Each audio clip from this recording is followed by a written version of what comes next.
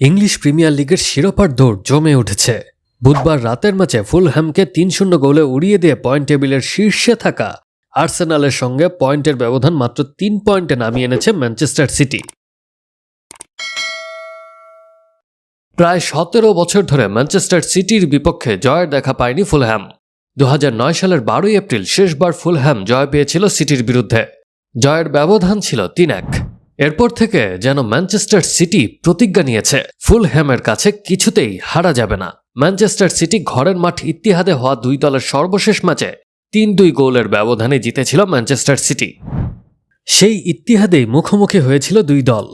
ম্যাচের প্রথম ১৫ মিনিটেই ৩ গোল করে জয় নিশ্চিত করে পেপ গার্দিওলার শিষ্যরা। নতুন সাইনিং অ্যান্টোয়ান সেমেনিও নিজে গোল করার পাশাপাশি নিকো অরাইলিকে দিয়ে গোল করান। প্রায় ২ মাস পর ওপেন প্লে থেকে গোল পেয়েছেন আর্লিং হালান্ডও। সেমেনিও বলেন, সবকিছু এখন রূপকথার মতো লাগছে, কোচ আমাকে মানিয়ে নিতে সহজ করে দিয়েছেন। এই জয়ে আর্সেনালের উপর চাপ বেড়েছে। ২২ বছরের শিরোপা খরা কাটাতে গানার্সদের এখন ব্রেন্টফোর্ডের বিপক্ষে জিততেই হবে।